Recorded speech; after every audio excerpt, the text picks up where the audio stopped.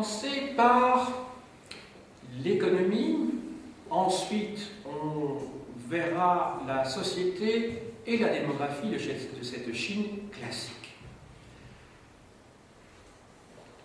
Je commence donc par l'économie.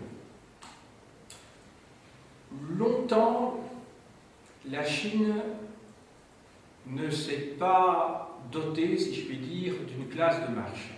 Mais ceux-ci vont jouer un rôle important à partir du XIe siècle.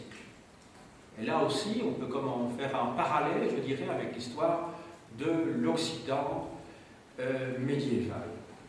C'est également pendant cette période des Song que les villes vont se développer. Vous allez avoir des villes gigantesques. Et remarquez qu'en Occident aussi, en Europe occidentale, c'est à partir du XIe, XIIe siècle que les villes prennent leur envol. En revanche, en Chine, le crédit ne va pas se développer. Vous savez que le crédit, c'est ce qui permet aux affaires de fonctionner. Et ça permet à des entrepreneurs de pouvoir anticiper des rentrées en investissant dans les médias pour rembourser par la suite les gens qui leur ont prêté de l'argent. Par contre, ce qui est très pratiqué, c'est l'usure. On trouve d'ailleurs en Occident aussi au XIe siècle. Qu'au XIIe siècle. Quant aux industries, elles sont très rares.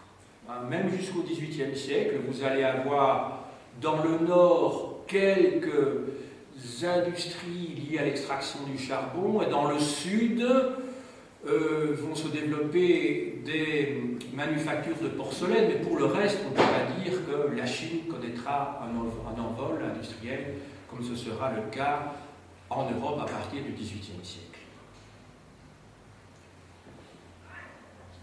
Sur le plan social, maintenant, la Chine est une société patriarcale, esclavagiste, seigneuriale. Alors, je définis un petit peu ce que je vais entendre par ces trois termes. C'est d'abord une société patriarcale, c'est-à-dire que la famille a beaucoup d'importance, mais que c'est le père de famille qui est le vrai chef.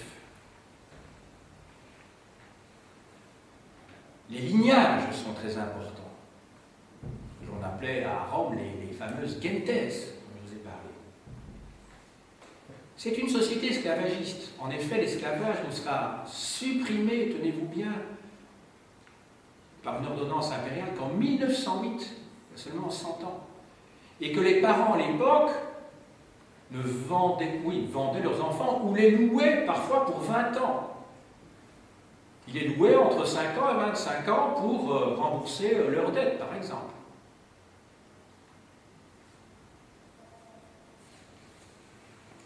Ensuite, je vous ai dit que c'est une société seigneuriale. Ce n'est pas une société féodale parce qu'il n'y a pas de fief en Chine. Il n'y a pas de gens qui sont investis d'un fief. Beaucoup, et même de très très nombreux, peut-être la majorité des Chinois, sont de tout petits propriétaires qui possèdent un petit lopin de terre.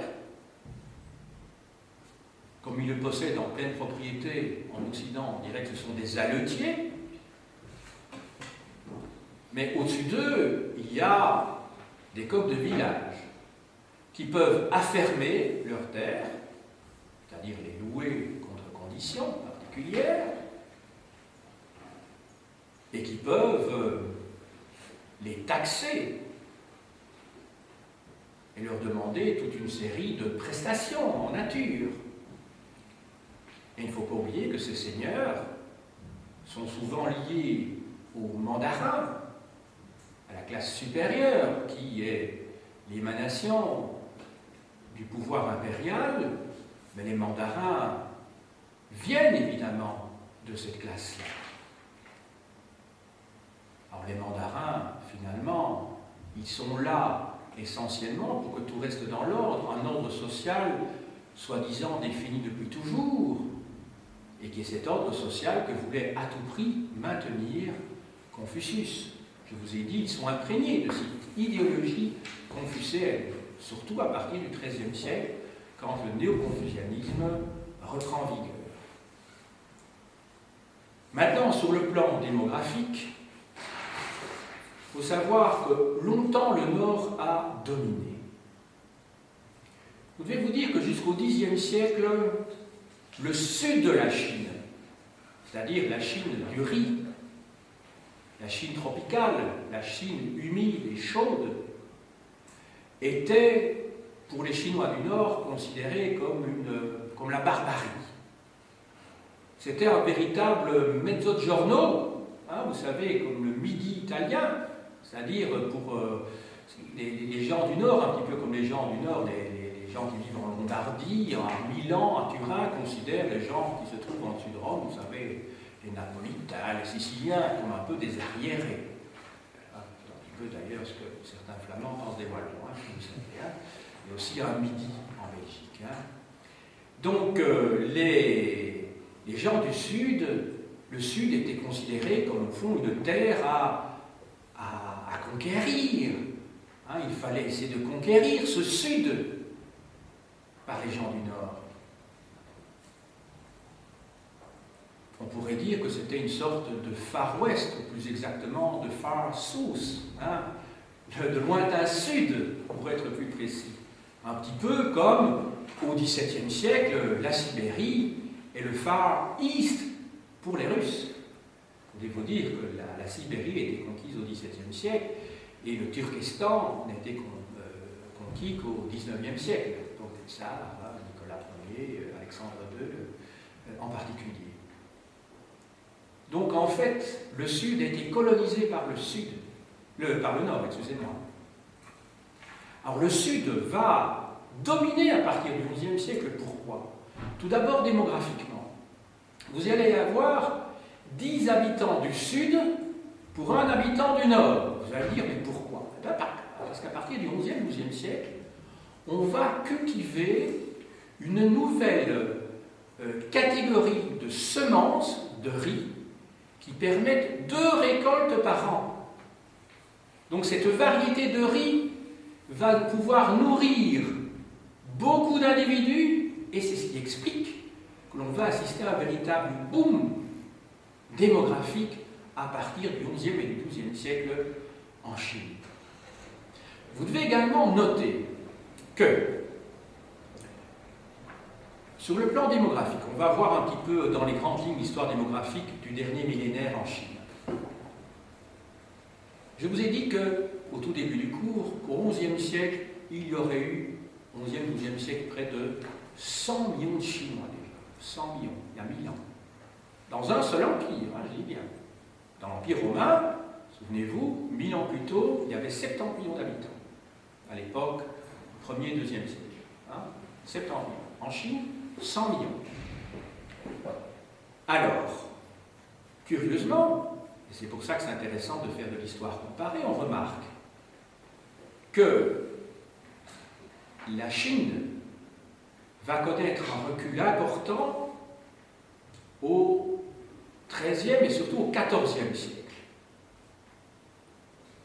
Il y avait eu l'invasion mongole, bien entendu, mais les Mongols, et en particulier Kubilai Khan, ont plutôt installé une civilisation, une économie plutôt prospère. Mais au milieu du XIVe siècle, c'est la fin de la dynastie mongole, il y a beaucoup de guerres, hein, ce sont les Ming qui arrivent au pouvoir, mais qu'est-ce qui se passe en Europe à la même époque? C'est la fameuse peste noire, 1347-1352. On remarque que la Chine connaît son étiage à ce moment-là. On va avoir aux environs de 1360, on n'aura plus que 60 millions de Chinois. Souvenez-vous qu'en Europe, on va, dans certaines régions, perdre la moitié, le tiers, voire la moitié de la population. La population va remonter à l'époque des Ming. Et c'est à l'époque des Qin, à l'époque il y a beaucoup de conflits à ce moment-là, au milieu du XVIIe siècle, la population recule également, donc deuxième moitié du XVIIe siècle. Et ce qui est intéressant, c'est de noter qu'en France, à la même époque, il y a aussi, en Europe occidentale, une période plutôt négative à ce moment-là. Hein, c'est ce qu'on appelle en Europe le petit âge glaciaire, le Little Age Ice. Hein, donc une époque où, suite à une baisse de la température de sans doute 2 degrés, eh bien, les récoltes ne sont plus bonnes, hein, sont moins nombreuses, et la population recule. Et c'est seulement alors, à partir du XVIIIe siècle, là, alors, on va avoir une croissance démographique très importante, puisque à la fin du XVIIIe siècle, vous avez 300 millions de Chinois. 300 millions, hein, vers 1800. Et je vous ai dit qu'en 1960, presque 700 millions de Chinois. Donc elle a doublé en un siècle et demi, entre 1800 et je dirais 1960, et puis elle a de nouveau doublé entre 1960 et aujourd'hui. 1,350 milliard d'habitants. C'est intéressant d'avoir des ordres de grandeur, bien entendu. Vous suivez jusque-là? Oui. Bon. Je vais vous dire que l'époque mongole a été une période courte, hein, elle a duré un siècle et demi, mais pendant laquelle, pendant cette courte période, la Chine s'est ouverte. Elle s'est ouverte à l'ouest et au nord vers le désert, parce que c'était des Mongols et par conséquent il n'y avait plus cette frontière, puisque ceux qui dirigeaient la Chine à Pékin appartenaient finalement aux mêmes ethnies que ceux qui se trouvaient donc en Asie centrale. On est bien d'accord. Hein? Par conséquent, à cette période-là, la muraille de Chine n'a plus de sens. La muraille de Chine qui a déjà été commencée à être construite dans l'Antiquité. Elle était construite, on voit fortement à l'époque des Ming en particulier. Hein, elle va être reconstruite plutôt après les Yuan, hein, mais vous devez vous dire que cette montagne de Chine, enfin j'ai été sous la montagne de Chine, c'est assez impressionnant hein, de voir comme ça les crêtes de tous ces monts qui sont, vous trouvez donc cette muraille, vous savez qu'avec les pyramides et avec comment dirais-je, les autoroutes de Belgique, ce sont les trois seuls éléments terrestres que l'on voit quand on est quand on est en satellite. Hein. Réalisation terrestre, moi, je ne parle pas des montagnes, des déserts, etc., bien entendu qu'on voit. Donc il y a l'éclairage des autoroutes belges, il y a les pyramides, je crois, mais en tout cas il y a la muraille de Chine. La muraille de Chine. Les pyramides, je ne suis pas sûr, mais il y a la muraille de Chine, pas les pyramides. La muraille de Chine, imaginez. Et alors là, cette muraille de Chine, tenez-vous bien, je vais vous montrer ça ici. Moi, avant d'aller en Chine, moi je croyais que la muraille de Chine était vraiment très très au nord. Hein, près de la Mongolie actuelle, mais pas du tout. La muraille de Chine est vraiment ici, à 30 km de Pékin, elle est ici, la muraille de Chine. Et je m'étais dit, mais enfin, moi j'étais persuadé qu'elle était là. Oui, tant qu'on ne va pas sur place et quand on voit des cartes hein, dans des atlas, on ne visualise pas bien. En tout cas, on ne fixe pas les choses. Et donc, elle se trouve juste au nord de Pékin. Et alors, pourquoi? Mais ça veut dire que Pékin a eu la fonction, je dirais, pendant la plus grande partie de l'histoire de la Chine, d'être en fait une capitale qui était une ville presque frontière. Vous vous souvenez quand on a vu l'Empire romain? Les capitales de l'Empire romain, sous bas empire, elles se trouvent où? Mais elles se trouvent le long du Rhin, du Danube. Elles ne se trouvent plus au cœur de l'Empire. C'est comme ça que Trèves, où se trouve la Porta Nigra, était une capitale de l'Empire. Mais elle se trouve vraiment à la porte de l'Empire pour justement, le lieu, comment dirais-je, les lieux de commandement de l'armée doivent être tout près, en face des barbares. C'est assez intéressant. Donc Pékin a été longtemps presque une ville, presque frontière. Évidemment, ce qui nous trouble, c'est évidemment quand on voit la Mandchourie, mais la Mandchourie, elle n'était pas. Les Mandchous, hein, ils ne conquièrent la Chine hein, qu'au milieu du XVIIe siècle. Avant, la Mandchourie n'était pas chinoise. Il ne faut pas l'oublier. Voilà, c'est assez intéressant de voir tout ça. Vous devez vous dire que je vous ai dit que le sud, ça va être le Far West, hein, pour la Chine, au XIe et au XIIIe siècle. La Mandchourie va être un petit peu le Far West, si je puis dire, ou plutôt le Far North, cette fois-ci, puisque c'est dans le nord de la Chine au XXe siècle. Parce que vous savez que les Japonais, hein, à partir de 1932, vont conquérir la Mandchourie sur la Chine, parce que l'on y trouve du charbon et du fer, et que le Japon ne dispose pas de matières premières sur son territoire. Hein. Et le Japon est en pleine phase de révolution industrielle, et c'est ce qui va permettre, entre autres choses, cette possession de la Mandchourie, de pouvoir mener la guerre en Asie. Parce que quand vous avez là le fer et le charbon, vous pouvez faire fonctionner l'industrie métallurgique, vous pouvez construire évidemment des avions, des tanks, tout ce que vous voulez. Voilà. Alors, je crois vous avoir dit l'essentiel pour la Chine ancienne. Alors maintenant, vu le temps dont je dispose, il est évident que je vais pouvoir vous faire un très bref aperçu de l'histoire de la Chine contemporaine.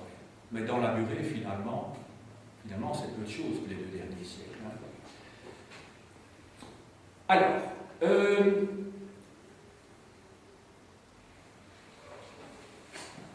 entre 1839 et 1849, la Chine va connaître une période d'humiliation.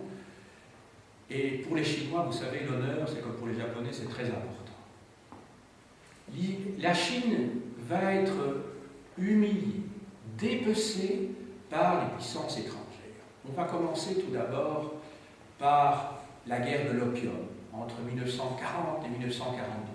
Ce sont les Anglais qui imposent aux Chinois la vente de l'opium venant de l'Inde, vous imaginez,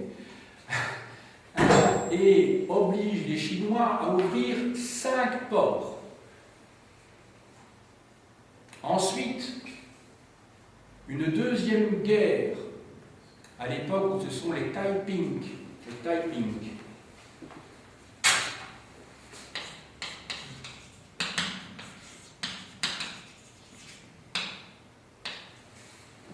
À l'époque où les Taiping, c'est pluriel, c'est dans notre graphique.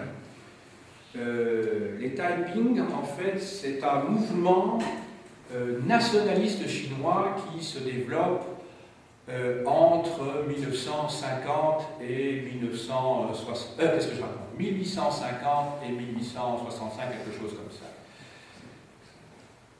Les puissances européennes vont obliger les Chinois à ouvrir 7 ports supplémentaires, parce que la Chine vivait en autarcie, je vous ai dit jusqu'alors, un peu comme le Japon d'ailleurs à la même époque. Vous savez qu'au Japon, il a fallu attendre l'expédition du commodore Peary, un Américain, mais surtout l'ère Meiji qui commence en 1868, l'ère des Lumières, pour que le Japon s'ouvre.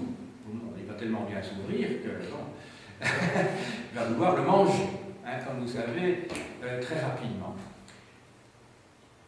Les Taiping veulent en fait, se disent en fait que la Chine doit absolument se moderniser si elle ne veut pas être phagocytée, justement, mangée par les puissances étrangères, les puissances européennes. Les puissances européennes et le Japon, très rapidement dans la deuxième moitié du XIXe siècle. Ils vont vouloir faire des réformes, ils vont en particulier promouvoir la femme, ils vont supprimer le rôle subalterne qu'elle avait jusqu'alors, ils vont supprimer l'esclavage des femmes, ils vont également promouvoir une réforme agraire visant à partager les terres. Je dirais que les Taiping sont un petit peu l'équivalent de ce qu'on appelle les socialistes révolutionnaires en Russie à la même époque. Ce ne sont pas les communistes, les socialistes révolutionnaires, on verra ça en troisième. Voilà. Et les Taiping vont finalement échouer. Et il y aura un autre mouvement nationaliste, mais lui franchement xénophobe. Les Taiping étaient xénophobes certainement, mais ils avaient un projet positif de réforme progressiste de la Chine. Alors là, vous allez avoir un autre mouvement, celui qu'on appelle le mouvement des boxers, B-O-X-E-R-S, les boxeurs, tout simplement les boxers, qui est un mouvement nationaliste, mais là on pourrait dire d'extrême droite, si ce mot avait du sens, évidemment, dans les catégories de la science politique qui n'existaient peut-être pas en tant que telle en Chine à la même époque, et eux qui sont violemment donc contre les étrangers, ce qui va amener évidemment un corps expéditionnaire comprenant 8 puissances européennes plus le Japon en Chine, et qui va conduire au début, vous savez, des fameuses concessions, à Shanghai en particulier, et à Canton aussi. Vous devez vous dire que Hong Kong, depuis la guerre de l'opium, était loué de force par les Chinois aux Anglais. Pendant plus de 150 ans, Hong Kong a été donc une colonie britannique, même si officiellement ce n'était qu'une location, parce qu'Hong Kong restait chinois. Sinon on ne voit pas très bien comment ils auraient pu le récupérer, évidemment. Il y a 13-14 ans, c'était en 97 si mes souvenirs sont bons.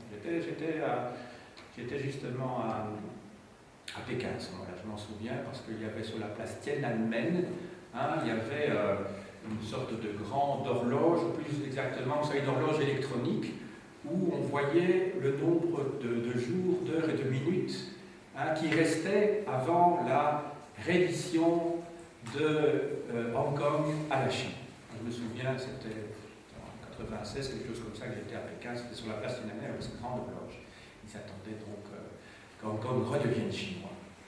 Oui, ça je pourrais aussi vous parler de mon voyage en Chine, mais ça c'est encore une autre histoire.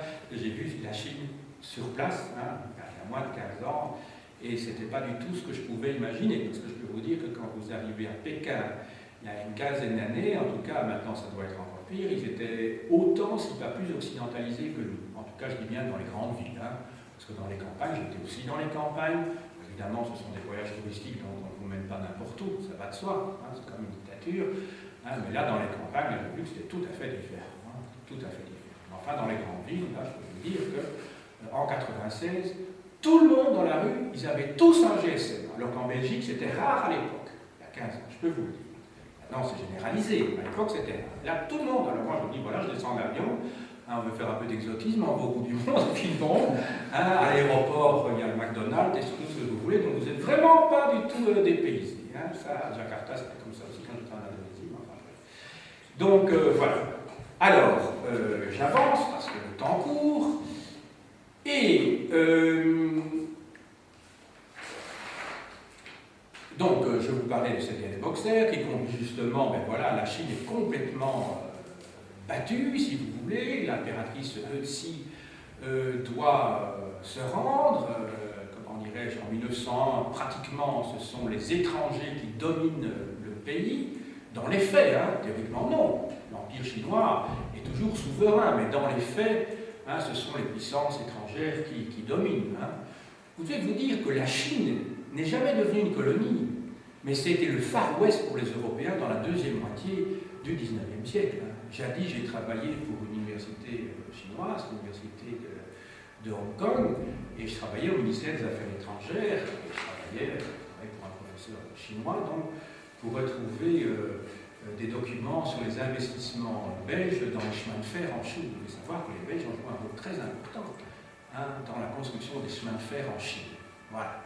Mais c'était comme ça aussi pour les Britanniques, pour les Français, les Allemands, voilà. Donc les Russes et les Japonais, mais ce n'était pas tout à fait les petits investissements qu'ils faisaient. On arrive, 1912, c'est la proclamation de la République avec Sun Yat-sen. Sun Yat-sen,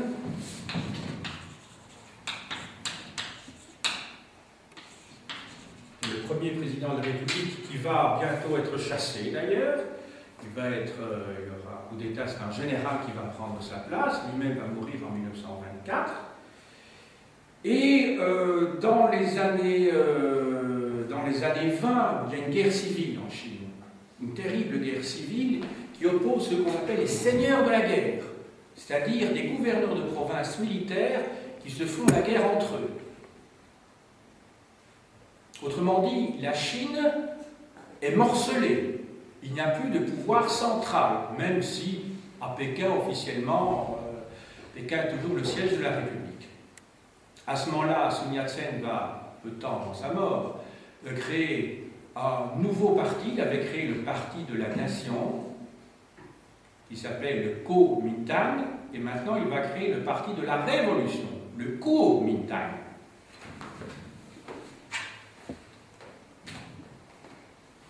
Donc le premier parti c'était le Kuomintang,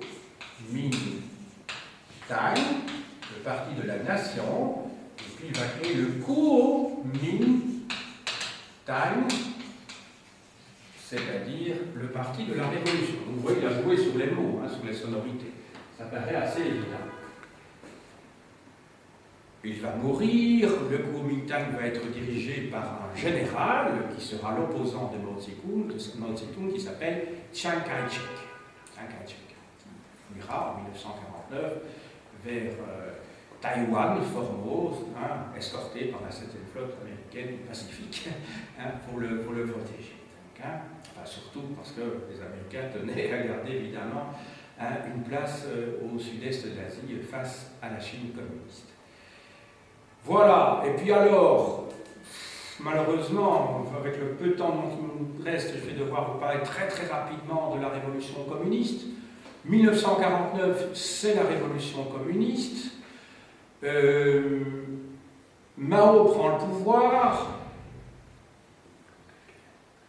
Il s'était battu contre Chiang Kai-shek dans les années 20, enfin au début des années 30 plutôt, puis ils avaient dû, comment dirais-je, faire un accord contre les Japonais.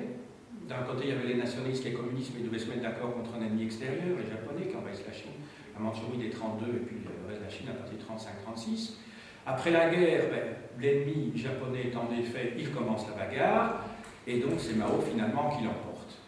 Alors Mao, c'est un communiste, il va essayer très rapidement de faire de la Chine un pays communiste, mais vous savez, il n'est pas facile de remodeler un pays de plusieurs centaines de millions d'habitants rien qu'avec des décrets, et même avec l'armée. Et l'agriculture va être collectivisée.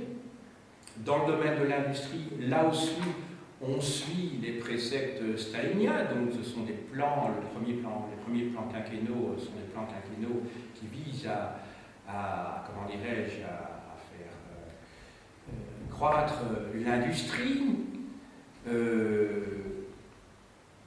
En 1956,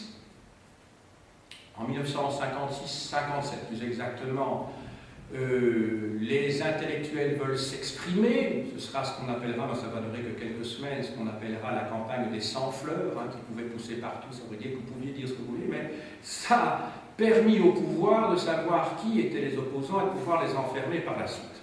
En 1958, vous avez le grand bond en avant, qui vise à ce que les campagnes deviennent autonomes, enfin puissent produire elles-mêmes ce dont elles ont besoin et puissent, grâce à leur richesse, permettre l'industrialisation de la Chine. C'est le moment où on va construire les fameuses communes populaires qui devaient s'auto-gérer, si vous voulez, et produire l'acier dont elles avaient besoin, acier de très très mauvaise qualité, bien entendu. En 1960, c'est la rupture avec l'URSS. Entre 1966 et 1969-70, c'est la révolution culturelle. Alors là, c'est des règlements de compte, je dirais, au sein de l'appareil d'État, en se servant des jeunes, ce qu'on appelle les gardes rouges, pour permettre à Mao de garder le pouvoir contre la génération qui avait fait la révolution avec lui. Il voulait se débarrasser de toute une série d'opposants. Ça s'est passé en Russie, en URSS, dans les années 20 aussi. Staline, entre 1935, 36, 37, 38, il a fait les grandes purges de Moscou, visant à éliminer tous les camarades qui avaient fait la révolution avec lui avec Lénine, si vous voulez, pour se retrouver sur le pouvoir. Mao fait la même chose, c'est un vieux renard, donc il a utilisé, si vous voulez, les jeunes pour régler ses comptes avec la classe politique qui était en train, disait-il, de s'embourgeoiser, de devenir conservatrice, et donc lui, il a, avec sa femme et d'autres, mené une politique vraiment d'extrême gauche. Il meurt en 1976. À ce moment-là, c'est la deuxième partie de l'histoire de la Chine communiste. La première partie, c'est de 49 à 76, c'est l'époque maoïste. Et puis vous avez, de 77 à nos jours, un autre personnage qui va fortement marquer la politique en Chine, c'est Deng Xiaoping. Deng Xiaoping.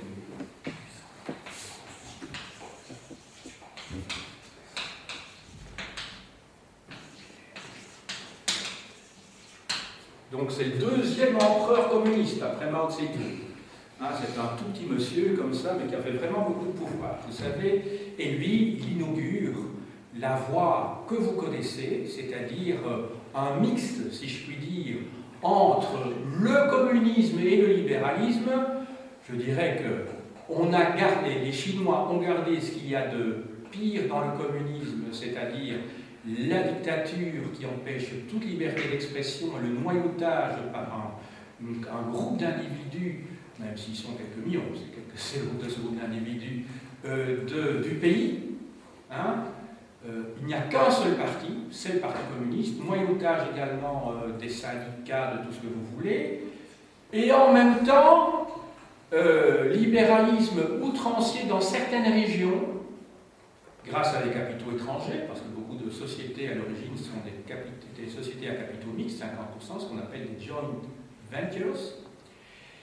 Et c'est comme ça que dans la région de Shenzhen, par exemple, ce sont les zones d'économie spéciale se trouvent dans le sud-est de la Chine. Hein. Et dans ces régions-là, alors là, on se croirait aux États-Unis à l'époque, dans les années 1910-1930, vous avez des villes qui poussent tous les mois. Des véritables villes, avec des gratte-ciel, mais où la main-d'œuvre est exploitée. Hein, vous devez vous dire qu'on est dans un pays communiste, mais où il y a de plus en plus de milliardaires, ça me paraît quand même un petit peu contradictoire. Hein, et la Chine fait peur, évidemment, au reste du monde sur le plan économique, parce que jusqu'à la crise de septembre 2008, elle avait une croissance annuelle de 8% par an. Or, tenez-vous bien, chez nous, quand on a nos 2%, normalement, pour qu'un pays soit en véritable croissance, il faut dire qu'il y a quand même 3%. Parce que 2%, ça veut dire qu'en fait que vous stagnez pratiquement. Hein. Donc il faut 3%. On ne les avait plus, hein, 3%. On avait 1,5, 2%, hein, au maximum. Hein. On parle même de croissance négative. Ça, c'est un langage d'économiste. Hein. Croissance négative, moi je dis décroissance, hein, comme historien, comme homme ordinaire. Enfin. Et donc, voilà, c'est cette société tout à fait paradoxale qui allie le communisme pur et dur avec suppression de ce qu'on appelle les libertés dites formelles, mais qui ne sont pas formelles du tout, c'est-à-dire la démocratie, et en face de ça, vous avez un capitalisme pur et dur dans certaines régions. Voilà.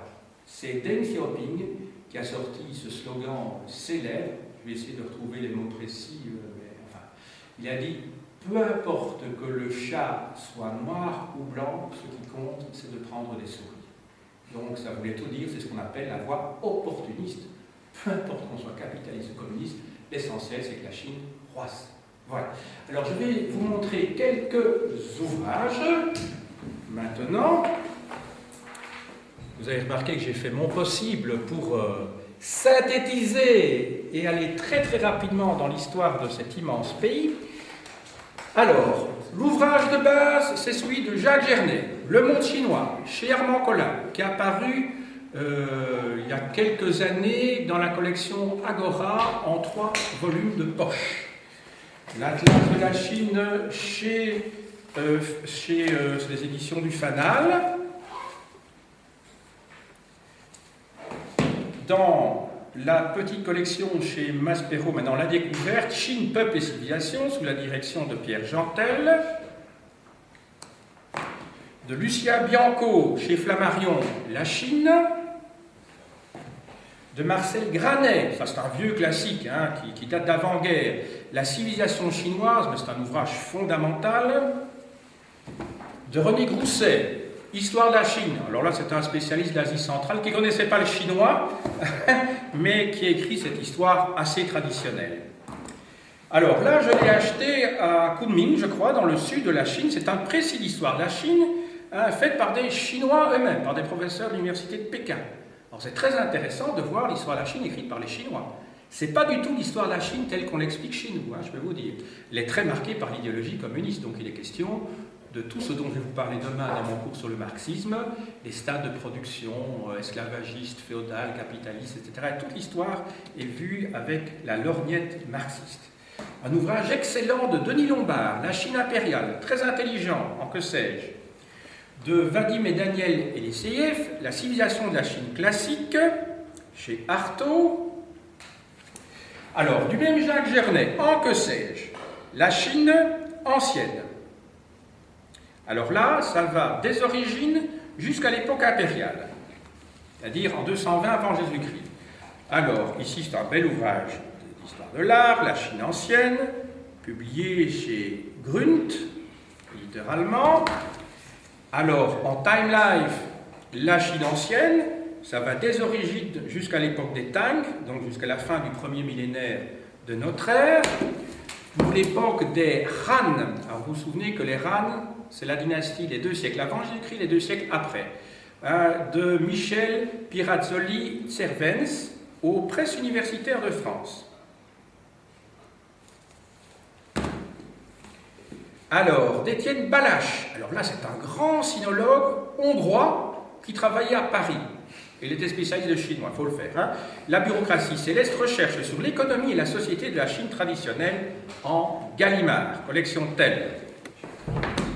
Alors, de Jacques Gernet, que je vous ai déjà présenté à plusieurs reprises, la vie quotidienne en Chine à la veille de l'invasion mongole. Donc ça couvre le 3e quart du XIIIe siècle de notre ère en Hachette. La vie quotidienne en Chine sous les Mandchous de Charles Como en Hachette. De Jean Chénaud, qui est un marxiste, je ne sais pas s'il vit toujours, ou s'il vit, il doit être très très très vieux. L'Asie orientale au XIXe et XXe siècle, en Nouvelle Clio. De Karl Wittfogel, le despotisme oriental, c'est un grand classique, c'est un théoricien, je dirais, de l'histoire de l'Inde et de la Chine, qui était d'ailleurs dans les années 20 expulsé du Parti communiste. Alors, sur le mode de production asiatique, préface de Roger Garaudy aux éditions sociales, au point de vue marxiste, de Lucien Bianco, Les origines de la révolution chinoise, 1915-1949, en folio, de Jean Chénaud, une biographie de Sun Yat-sen. Alors, un classique, mais ça c'est un roman, Les Conquérants d'André Malraux, publié en 1928. Ça concerne cette période justement troublée de la guerre civile en Chine. C'est un superbe roman. Les Conquérants date de 1928. Et alors, il y a bien sûr La condition humaine, qui est son grand roman qui date de 1933 et qui concerne le même sujet. D'Henri Beauchot, chez Flammarion, Mao Tse-tung. Oui, ça s'écrit Zedong dans l'écriture pinyin actuelle, mais on prononce quand même Tse-tung comme avant. Alors, de Doménac et Richer, La Chine, j'ai apporté le tome 2 ici, de 1971 à nos jours. De Alain Perfit, alors là c'est un ouvrage qui a éveillé, c'est le cas de le dire, les Français dans les années 60 et surtout 70, quand la Chine s'éveillera, en fait, avec 3 petits points. C'est une phrase qui a été prononcée par Napoléon pour dire le jour où la Chine s'éveillera, ben à ce moment-là, l'Occident aura de quoi se tenir quoi. Quoi, c'est oui, hein, bien sûr. Alors, Courrier international, la Chine et la Chine des Chinois, c'était publié en juillet-août 2005, de Tiananmen aux Jeux de Pékin. Oui, je ne vous ai pas parlé du désastre, évidemment, de la catastrophe pour les Chinois démocrates qui voulaient changer, évidemment, de régime le 4 juin 1989. Et vous connaissez certainement cette image. On voit ce tank devant ce personnage, on ne sait pas ce qu'il est devenu, vous imaginez le courage, c'est un héros. Il bougeait en fonction de la position du tank. Et puis les images s'arrêtent, d'après moi. En tout cas, il a été fusillé, ça c'est sûr. L'art chinois, ici, oui, c'est un beau musée qui se trouve à Paris. Il y a le musée Guimet, il y a le musée Kermonton. Alors, La pensée chinoise de Marcel Granet, toujours Albin Michel. Alors maintenant, je suis dans la pensée chinoise, je ne suis plus dans l'histoire proprement dite. Lao Tzu, voilà le fameux livre qui s'est diffusé à partir du 4e, 3e siècle. C'est la base, c'est la Bible des taoïstes, si je puis dire, qui s'appelle le Tao Te Ching, c'est la voix, Lao Tzu. Et alors, je vous ai évidemment apporté de Confucius pour faire bon équilibre, ses entretiens avec ses disciples. Le précédent, c'était au Seuil, dans la collection Sagesse. Ici, c'est dans la collection Garnier-Flammarion. Alors, là, c'est une grande japonologue qui me l'avait offert lors d'un colloque, parce que je connaissais l'auteur, mais pas plus que ça. Et alors, elle m'a passé un bouquin sur l'Hérodote chinois qui s'appelle Sima Qian. Ça s'écrit Sima Qian, si vous le voyez écrit dans notre écriture latine, et l'historiographie chinoise. Alors là, c'est l'équivalent d'Hérodote. Un 2e siècle avant Jésus-Christ, il a écrit l'histoire du premier empereur. Entre autres, La religion des Chinois de Marcel Granet, grand spécialiste. Henri Maspero, encore un grand, il est malheureusement mort dans des conditions épouvantables, c'était un Buchenwald. Le taoïsme et les religions chinoises. Alors, mantra et mandarin, le bouddhisme tantrique en Chine, de Michel Strickmann, chez Gallimard. L'intelligence de la Chine, le social et le mental, c'est un ensemble d'articles très très intéressants de Jacques Gernet, et il vous parle entre autres de l'importance des monastères bouddhistes pendant ce que nous appelons le Haut Moyen-Âge, c'est-à-dire pendant l'époque des Tang, qui ont un peu joué le rôle, je dirais, des monastères cisterciens à partir du XIIe siècle en Europe. Chine et christianisme, la première confrontation, oui, de Jacques Gernet, c'est quand les jésuites sont arrivés en Chine et qu'ils ont voulu adapter le christianisme à la sauce chinoise, parce que sinon les Chinois ne l'auraient jamais accepté. Mais ils ont été condamnés par Rome. Alors, ici, la vie intellectuelle en Chine depuis la mort de Mao, en Fayard. Alors, l'éveil de la Chine, ça concerne également l'histoire des intellectuels en Chine. Alors là, c'est aux éditions de l'Aube. Alors, plusieurs romans, maintenant je passe à la littérature. L'amour de la renarde de Ling Mengchu, chez Gallimard, publié par l'UNESCO. J'ai pris chez moi deux ouvrages anciens, quoi. Et alors, Conte extraordinaire du pavillon du loisir de Pu Songling, également chez Gallimard, dans la collection de l'UNESCO. Alors, Anthologie de la poésie chinoise classique chez Gallimard. Yéméville, l'éditeur, c'est aussi un grand sinologue. Alors, le prix Nobel, évidemment, de littérature, il y a une dizaine d'années, même pas, de Gao Qingqian, La montagne de l'âme, qui a eu un grand succès, prix Nobel de littérature. Alors, Le livre d'un homme seul, également du même auteur, de Gao Qingqian, aux éditions de l'Aube. Et du même, enfin, toujours chez le même éditeur, La raison d'être de la littérature. Alors, un grand écrivain chinois aussi, de Lao She, Jean Pékin, en folio. Du même Lao She, Un fils tombé du ciel. Alors, un petit ouvrage de José Frêche sur la sinologie, c'est l'histoire donc des études d'occidentaux sur la Chine. Alors, si vous voulez vous mettre au chinois, je n'ai pas apporté l'assimilé chinois en 2 volumes. Ce qui est très bien, c'est publié par, je ne sais pas qui, Pocket, Langue pour tous, le chinois tout de suite, en 40 leçons. Voilà. Alors, c'est intéressant, nouveau, parce que tout est translittéré en écriture latine. Donc, vous ne devez pas vous taper tous les caractères chinois pour pouvoir commencer chinois. Alors, orientalisme et linguistique, alors là, c'est une initiation au chinois. Il y a plus ou moins 60 pages consacrées à ce que c'est que la langue chinoise, de Louis Armentier, aux éditions de l'Aurore. Alors, Grammaire du chinois en que sais-je, de Viviane Aletton. Et enfin, le grand professeur de linguistique au Collège de France, qui connaît une 50aine de langues, vous imaginez, mais qui les parle couramment. Alors, Claude Agege, de l'hébreu au chinois. Et il explique tout son intérêt pour le chinois et l'hébreu, donc, dans ce petit CD que je vous conseille vivement. J'ai dit.